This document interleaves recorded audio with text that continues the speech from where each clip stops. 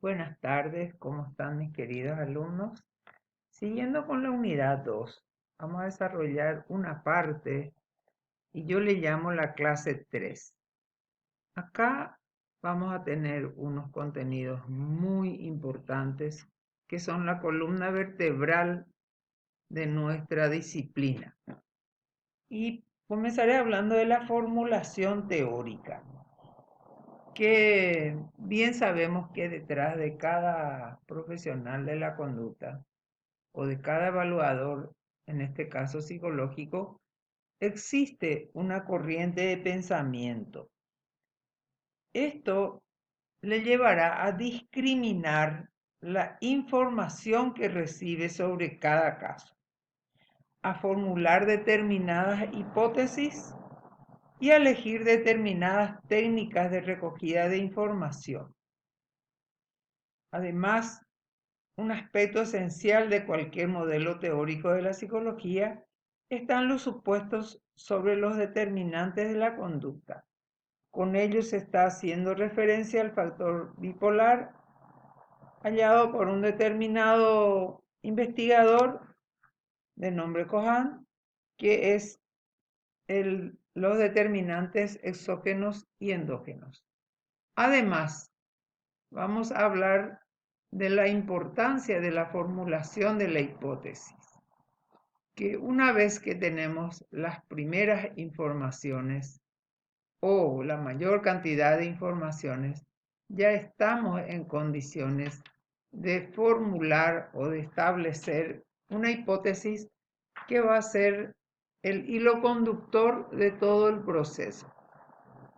Además de eso, vamos a poder establecer las clases de variables que nos presenta el determinado caso a estudiar. Y también, que no menos importante, los métodos básicos a aplicar. Además, vamos a repasar un poquito cuál es el objeto de la evaluación psicológica. Y es por sobre todo el estudio científico del comportamiento de un sujeto o de un grupo específico de sujetos.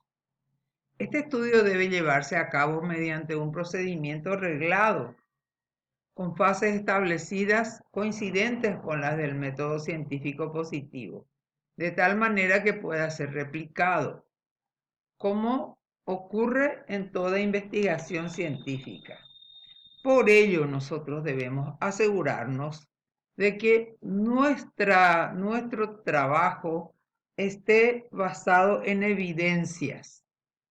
Entonces, en cualquier momento que sea replicado, que sea vuelto a evaluarse, nosotros podemos demostrar el por qué estamos concluyendo de una determinada manera. La evaluación psicológica realizada con un solo sujeto debe de asegurar las garantías del rigor experimental, permitiéndose la explicación de las actividades de estudio y su control. Muy bien, voy a justificar lo que estoy diciendo debido a que el trabajo de la evaluación psicológica durante mucho tiempo o tal vez en algunos lugares todavía se siga dando mucha preeminencia a la aplicación y los resultados de la aplicación de los test.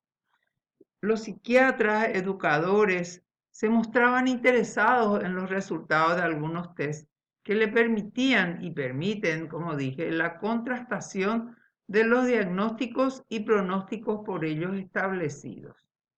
O sea que la creencia de que los test ya son suficientes para determinar y para actuar sobre las conclusiones de ellas resultas hoy día no es la correcta. Entonces, hoy se necesita de un proceso, se necesita de unas metas, se necesita de unos objetivos, todos demostrados mediante evidencias y que nos pueda llevar a un diagnóstico correcto. Entonces, paso a hablar de la evaluación basada en un planteamiento experimental. O sea que yo debo llevar a la experiencia cada búsqueda, cada conclusión a la cual voy a llegar tiene que surgir de la aplicación experimental de mis métodos, técnicas y procedimientos aplicados. Entonces, la evaluación experimental en las técnicas de evaluación son utilizadas e incluso manipular al servicio de las hipótesis planteadas y los objetivos de evaluación. Muy bien, el proceso de evaluación psicológica deben estar en función de las metas de evaluación psicológica. La evaluación psicológica es realizada bajo distintos objetivos científicos, que ya dijimos con mucho énfasis. El de la descripción, la clasificación, la predicción, la explicación y control de la conducta del sujeto. Estos son ámbitos donde vamos a poner mucha atención, por lo tanto vamos a elaborar objetivos y metas para cada ámbito de trabajo en la evaluación psicológica. La evaluación aplicada al ámbito clínico presentaba una exclusiva meta, la diagnóstica, que médicos, psiquiatras o una solicitud judicial demandan la opinión del psicólogo acerca de un sujeto si es clasificable o no en una entidad nosológica, debido a que era considerada de esa manera. O sea, si el psicólogo está de acuerdo a una determinada descripción de un trastorno y bueno, ya era suficiente. Actualmente, el proceso de evaluación psicológica aplica el conocimiento amplio del evaluado hasta poder establecer el diagnóstico. Generalmente este diagnóstico comunica con otros especialistas, o sea que no solamente la opinión del psicólogo va a formar parte. Y así nosotros tal vez hablemos con su clínico, con su odontólogo, tal vez con su maestro. Vamos colectando informaciones diversas y también a partir del conocimiento del diagnóstico, realicemos derivaciones en la que otros profesionales van a seguir con el tratamiento o el cambio de la conducta del sujeto, el sujeto evaluado en este caso.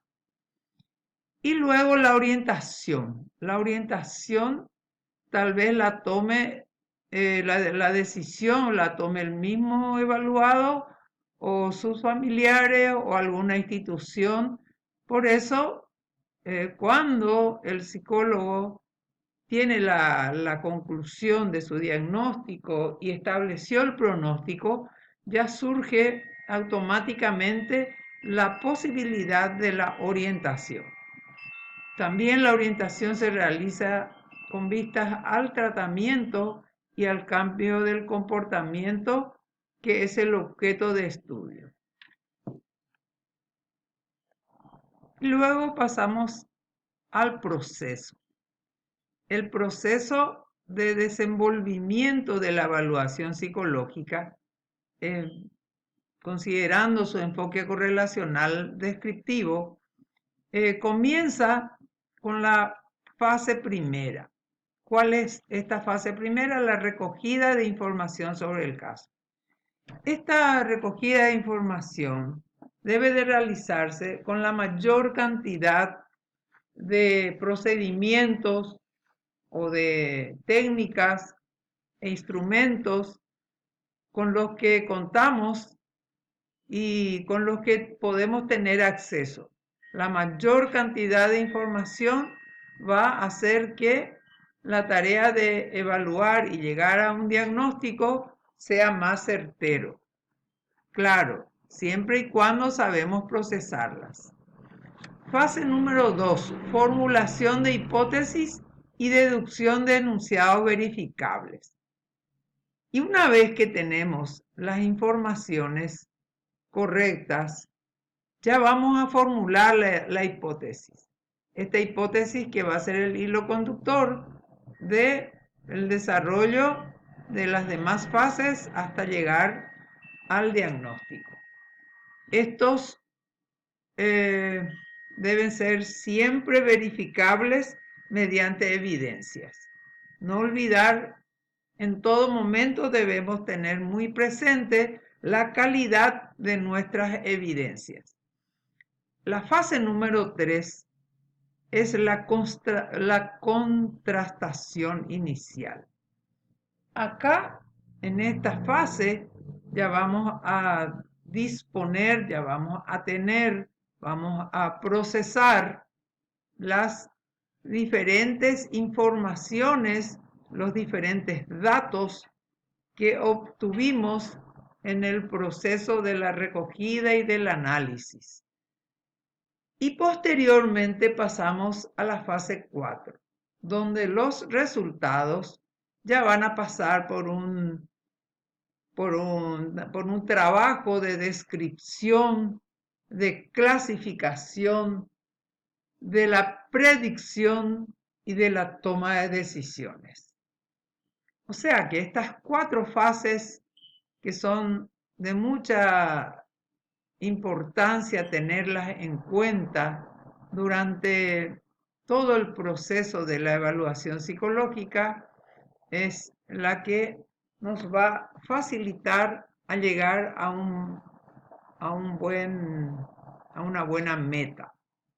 Muy bien, mis queridos alumnos, espero que les sea de mucha utilidad y seguimos estudiando.